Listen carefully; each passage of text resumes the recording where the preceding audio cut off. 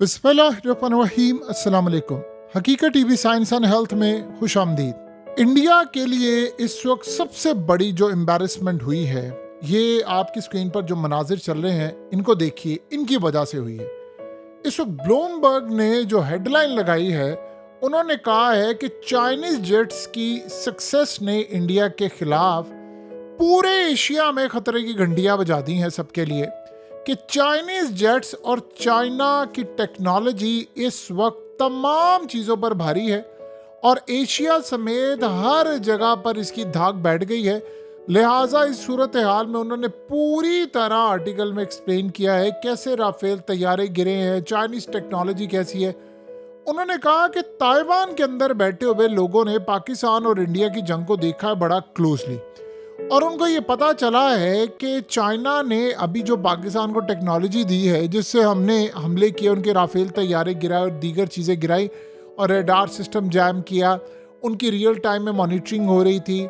हमें पता था S-400 कहाँ पर है, कहाँ रखा हुआ है, हमने कहाँ हिट करना है, कहाँ वो मूव कर रहा है, उनके जहाज़ कब उड़े हैं, कैसे उनका कंट्रोल टावर से राब्ता मुनक़ता करना है, कैसे उनके रेडार पर उनकी स्क्रीन को ब्लैंक करना है, कैसे सारे का सारा मामला हुआ। उन्होंने कहा कि चाइना के जेट्स और उनकी टेक्नोलॉजी ने एशिया में नंबर 1 पोजीशन हासिल कर ली है और अब ये एशिया से निकलकर जाहिर सी बात है अब यूरोप से लेकर अमेरिका, जहां जहां दुनिया भर में अमेरिका यूरोप के जहाज, टेक्नोलॉजी, डिफेंस प्रोडक्ट बिकती थी, अब वहां चाइना ने धूम मचा दी है। देखिए, होता ये था, सारी जिंदगी सारी दुनिया में चाइना का माल जाता रहा। डिफेंस के मामले में चाइना हमेशा पीछे था।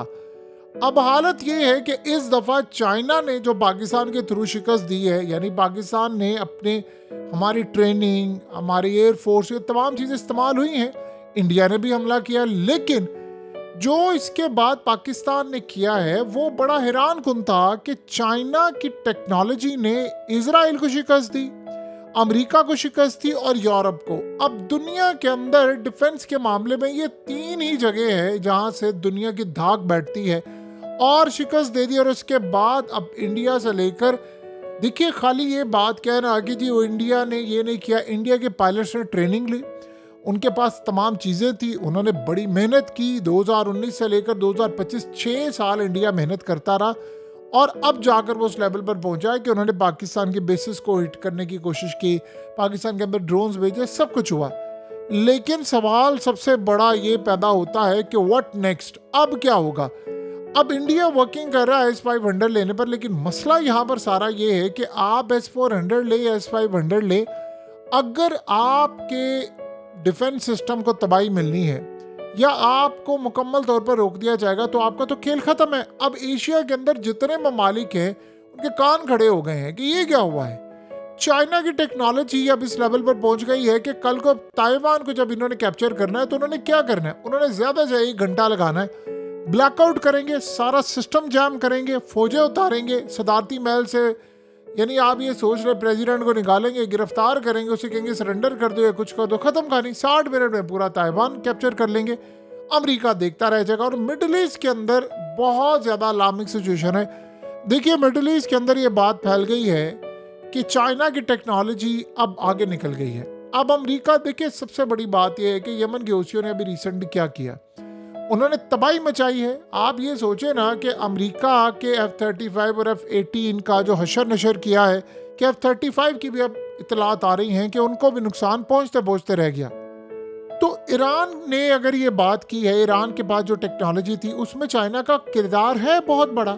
तो अगर यमन ये कर सकता है, चाइना ने असल में किया क्या है इन सब के साथ। चाइना ने, अमेरिका हमेशा बड़े बड़े ममालिक, बड़ी टेक्नोलॉजी, बड़ा महंगा, चाइना ने सिंपल सा काम किया, अपनी छोटी सी टेक्नोलॉजी ट्रांसफ़र की है। और ईरान ने, आप देखें, हशर नशर क्या किया इजराइल का। ये जो इसराइल में हमले हुए, इसमें असल में जो मिसाइल टेक्नोलॉजी थी ईरान की, वो पहले अच्छी थी, यानी बहुत अच्छी नहीं थी, इस लेवल की थी कि उनकी एक्यूरेसी नहीं ठीक थी। आप अगर एक जगह मार दो दूसरी जगह जाकर लग जाता था, तो इससे उन्होंने बड़ा नुकसान किया। अब चाइना ने जब से इन्वेस्टमेंट की, चाइना ने उनकी टेक्नोलॉजी बेहतर की। आज आप रखें ना, कोई फुटबॉल रखें इनके मिलिट्री बेस पर या किसी जगह भी इजराइल में, ये मिसाइल मारेंगे सीधा उस फुटबॉल को लगेगा जाकर हज़ारों किलोमीटर दूर। तो ये है चाइना की एक्यूरेसी और उनकी तरक्की। एग्जैक्टली यही सूरत हाल है। यमन ने ये काम किया। अमेरिका अगर आज यमन से शिकस्त खाकर उससे डील की है, आप बताइए अमेरिका और यमन का कोई जोड़ बनता है?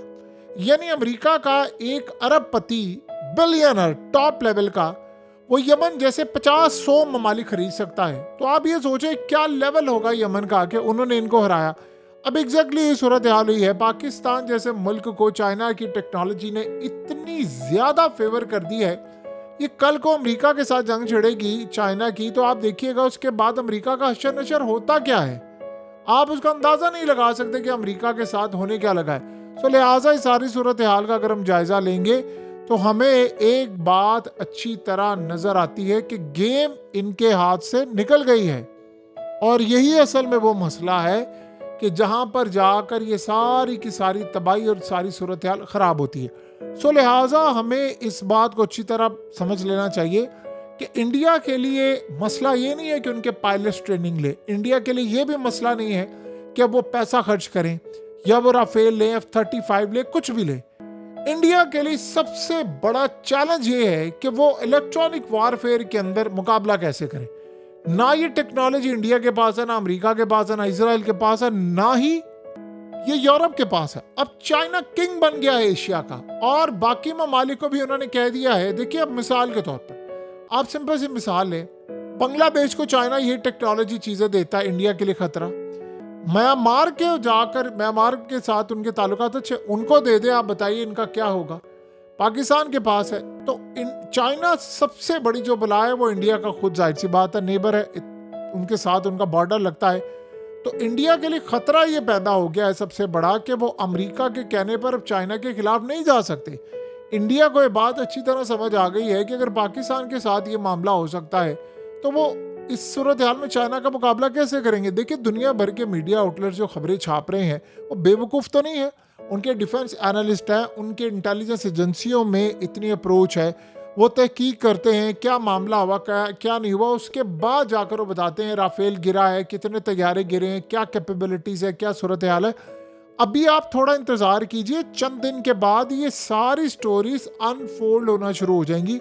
पता ही चलेगा कि ऐसे लड़ाई में कितने मारे गए, क्या हुआ। अभी बहुत कुछ होना बाकी है, अभी तो दुनिया भर में पता चलेगा। और देखिए फ्रांस भी जाहिर सी बात है इंडिया से नाराज़ है, वो इस बात से उनका मूड ऑफ है कि क्या हुआ है, हमारे राफेल तैयारों के शेयर्स गिरे हुए हैं, मार्केट कोलैप्स हो रही है, राफेल तैयारे बुरी तरह तबाह हुए हैं। अब जाहिर सी बात है फ्रांस उठकर ये बात तो नहीं कभी भी कहेगा। देखिए दो ममालिक ये बात नहीं कह सकते।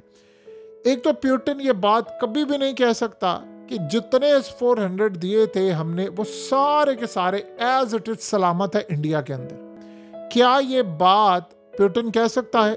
नहीं, इंडिया का इत्तेहादी है, लेकिन वो नहीं कहलवा सकते, क्योंकि अगर वो कहेगा तो चाइना बहुत कुछ चीजें बता देगा कि नहीं ऐसा नहीं हुआ, और उसके बाद नए सबूत आ जाएंगे। क्या फ्रांस उठकर ये कह सकता है कि हमने जितने तैयारे दिए थे इंडिया को, वो सारे के सारे तैयारे इंटैक्ट है, उसी तरह मौजूद है, उनमें एक तैयारा भी तबाह नहीं हुआ। और ये सारा Bloomberg, New York times, CNN, French intelligence, ये सारी दुनिया की स्टोरीज झूठी हैं। क्या वो कह सकते हैं? सवाल ही पैदा नहीं होता वो कह सकते हैं। तो जब वो नहीं कह सकते तो आप बताइए कि सूरत हाल में वो सारे एविडेंस और चीज़ों के साथ बता रहे हैं कि क्या मामला हुआ। राफेल तैयारे गिरे हैं। देखिए एक बात को इंडिया समझ गया है और इस बात को शायद वो नज़रअंदाज नहीं कर सकते और दुनिया नहीं कर सकती। इंडिया ने पाकिस्तान की बेसिस पर हमला किया, कितनी बेसिस पर हमला किया, हमारे लोग भी शहीद किए और सबसे बढ़कर ड्रोन्स भेजे, सब कुछ हुआ। ऐसा क्या था कि एक हमला किया और उसके बाद इंडिया बस हो गई? यानी ये बात क्या हजम होने वाली है कि आपने एक हमला किया और वो बस हो गए? इसका मतलब है कि इंडिया का नुकसान हुआ बहुत ज़्यादा। क्या ज़रूरत है आप जवाब देते? क्या इंडिया को नहीं पता था कि पाकिस्तान ने जवाब देना है? इंडिया तैयार था। इंडिया ने, देखिए जंग में तो आप तैयारी करके रखते हैं कि हम हमला करेंगे तो अगले ने भी तो करना है ना। तो जब वो हमला करेंगे तो फिर सूरत हाल क्या होगी? तो यहाँ से आप अंदाज़ा लगा लें कि मामला क्या है। लेकिन चाइना इस मामले में बाजी ले गया है, उनकी टेक्नोलॉजी, उनके जहाज़ों ने उड़ा कर रख दिया है। और सबसे बड़ी बात यह है कि अब चाइना इस रीजन का किंग बन गया और इंडिया के जो तैयारे तबाह किए हैं उसने बता दिया है दुनिया के अंदर कि क्या तबाही होने वाली है। बहरहाल एक चीज़ अब होगी आने वाले वक्त में, बड़े ममालिक इंडिया को अपना असला देने से पहले एटलीस्ट सोचेंगे। उसकी रीज़न ये नहीं है कि उनको सेल मिलती है, जाहिर सी बात है उनको पता है दो ही ममालिक से इंडिया ने जंग करनी, या तो पाकिस्तान है या चाइना है, तो दोनों दफ़ा तैयार है गिरने गिरने। तो इस सूरत हाल के अंदर अब इंडिया में भी खौफ है, गुस्सा है, नफ़रत है, काफ़ी सारी चीज़ें हैं। सो आने वाले वक्त में चीज़ें बहुत ज़्यादा क्लियर होने के लिए जा रही है कि कौन कहाँ पर खड़ा है, क्या मामला होंगे। इंडिया इस सूरत हाल में काफ़ी परेशान है, अपसेट है, क्योंकि अगर वो महंगे से महंगे तैयारे भी ले लेते हैं तो फिर भी इंडिया के साथ ये चीज़ ख़त्म नहीं होने वाली। हकीकत टीवी साइंस एंड हेल्थ की इस वीडियो के नीचे कमेंट ज़रूर कीजिए, अपनी राय का इजहार ज़रूर करें और इस वीडियो को हर जगह शेयर करते हुए चैनल को सब्सक्राइब ज़रूर करें।